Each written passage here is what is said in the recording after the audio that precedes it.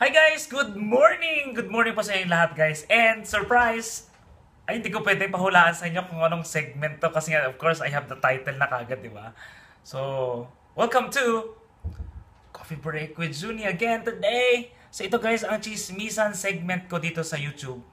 Especially to all Filipinos who would like to know and to know Dubai and to Filipinos who are here in Dubai. Okay, so it's early in the morning now, so I need to start my day drinking my coffee and talking to you. You who are watching right now. Okay, so ito po ang itsura ng broken hearted. Guys, una sa lahat, I would like to say thank you so much sa lahat po na mag-PM sa akin. And even though sa nag-comment sa pinost kong picture kong black and white, that I'm really so down yesterday. I don't want to actually, parang napakasumit ko kahapon. And everything changed nung, yung nga, nakipag-meet na ako sa mga followers ko somewhere in Burjuman sa Pita Restaurant. So, masarap pa rin of course that sometimes if you have problem, you really have to get out of your house and, you know, be with friends and find your usefulness to other things. Yun yung mga, minsan mga, paraan ko to adjust right away or to move right away, yung tipong ganun. O anyway, let's forget about the topic kasi today, while we are drinking our coffee, pag-uusapan po natin ang isang napaka-personal na tanong. Masaya po ba dyan sa Dubai? Okay guys, so seryoso po yung tanong na to. It's because, you know, alam ko po na marami po talagang nagtatanong if it's really happy for us Filipinos to be in Dubai, okay? Kasi guys, to be honest, the reason why I decided to have this topic today is because I got a chance to meet one follower and sabi po niya sa akin, you know kuya, I think when I'm still, sabi nga niya, sorry. Sabi niya kasi nung pinapanood niya ko nung nasa ibang bansa pa siya, na she's very excited to come here in Dubai, to work here in Dubai, to live here in Dubai, and do all the things here in Dubai. It's because of the videos na napapanood niya sa akin. And nakikita niya na masaya, na alive, na maraming, alam mo yun, maraming activities, maraming masasayang bagay na nangyayari. Kaya she's very excited to really come here in Dubai. But then unfortunately, when she came here after 2 weeks, yung nga nagkita kami and then she said na, alam mo, feeling ko po parang lahat ng napanood ko sa videos nyo hindi totoo. And that's really sad for my side kasi di ba parang what? Saka bakit? So sometimes kasi guys, our judgment are based on how do we feel, what are our problems, etc. etc. Kasi for me, just to defend the videos I'm doing, I never lied to any of my videos. Sabi ko nga, wala akong filters, wala akong edits, wala akong drama, wala lahat, okay? All raw videos. Okay.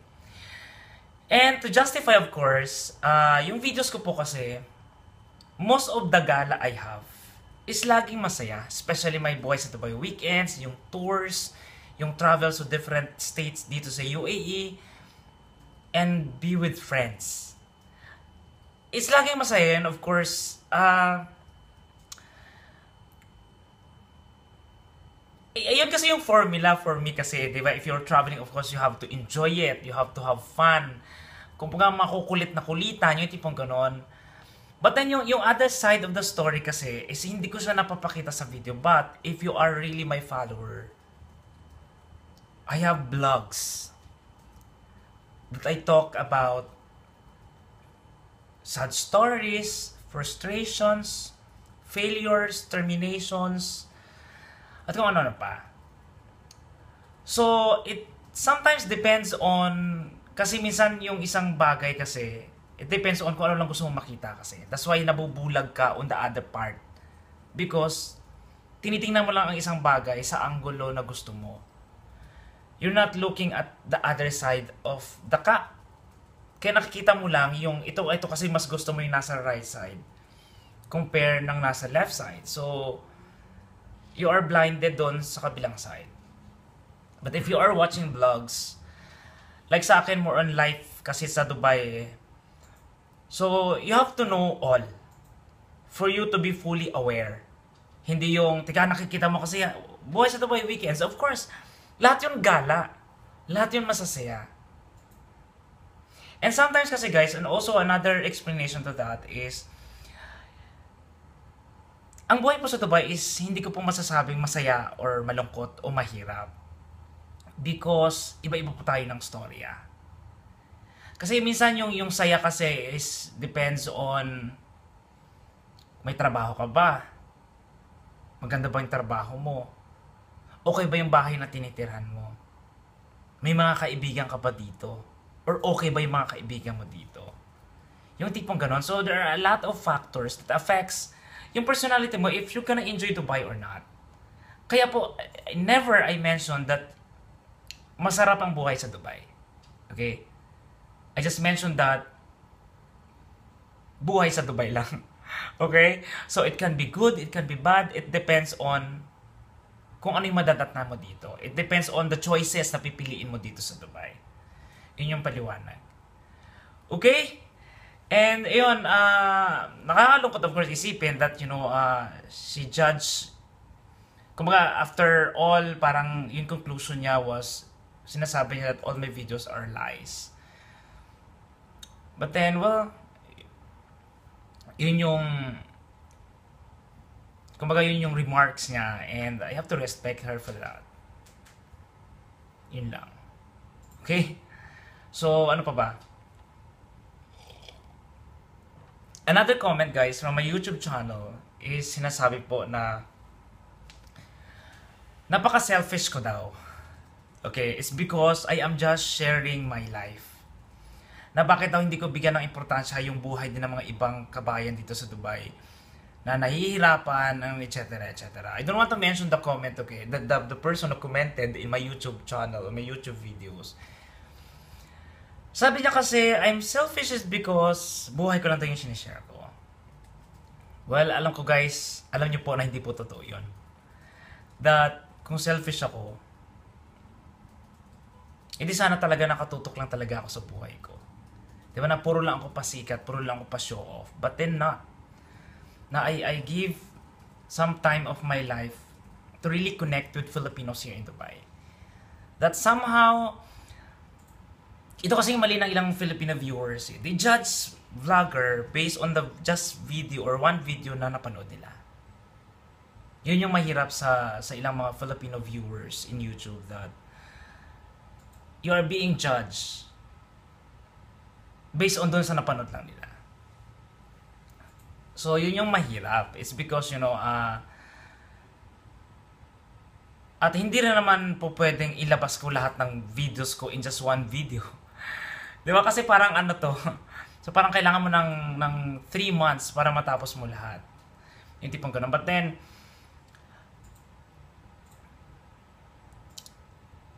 yun yung comment ng ibang tao eh, di ba? Parang, I don't know why, Filipinos are really like that. Na kapag they are watching something na gawa ng isang Pilipino, they are always finding fault, okay? Parang spot na mali sa ginawa ng isang Pinoy.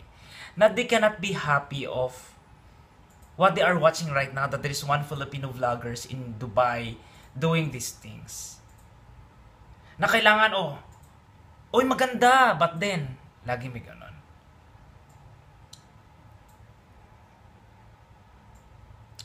Yun yung problema sa atin.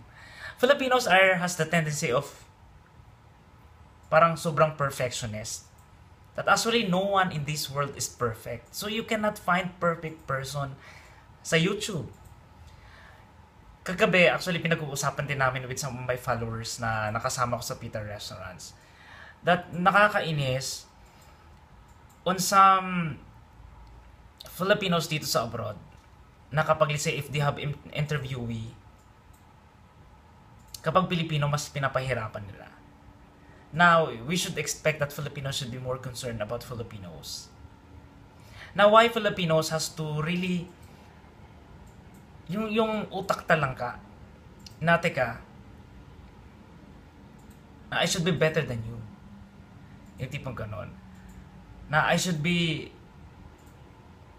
more blessed than you. That I should be mas angat ako kaysa sa'yo. Yung tipong ganon. So I think that's actually the biggest bad trait ng Filipino na dapat talaga matanggal. It's because alam mo ang nangyayari kung bakit tayo bumabagsak ng bumabagsak. It's because sa mga ganyang ideas, lalo tayo nasisira. Kasi 'di ba, parang nakakatawa to think na yung ibang lahi, talagang kapag alam nilang kabayan nila, tulungan 'yan. O ano bang magagawa ko sa kabayan? It should be like that. Hindi na lalong pang ididiin na apakan at sisipain si kabayan. Yun yung, I mean, just side comments lang. Yun lang, at wala lang masabi today. Ayun, so, do I need to greet someone today? Oh, anyway guys, before I end this video, okay, again, I would like to invite you guys to please come on May 29, that's gonna be next Friday, para po sa Noble Life Celebrates Life. Okay? Ito po yung sana po kita. Kasi po, okay, this is the picture. I think I already show it in one of my vlog. So makikita po natin dyan yung mga singers and actress and all. On May 29,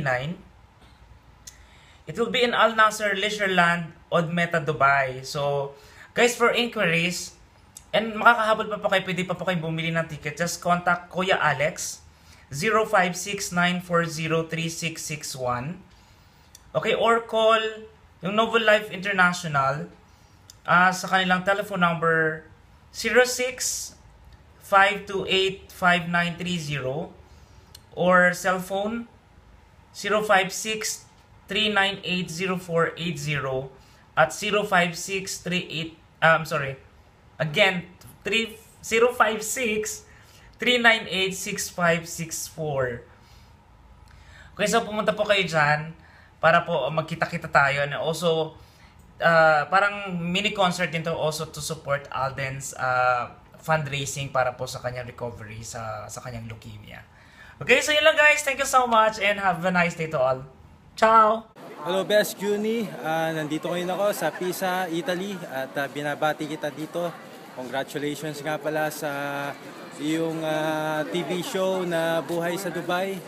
So, congrats at saka sana magkita na tayo soon. Ingat ka lagi.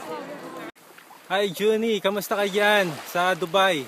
Nandito nga pala ako ngayon sa Maldives. At kararating ko lang dito at ine-enjoy ko itong napakagandang beach dito. Kung yung mapapansin, napakalinaw ng tubig, napakaganda.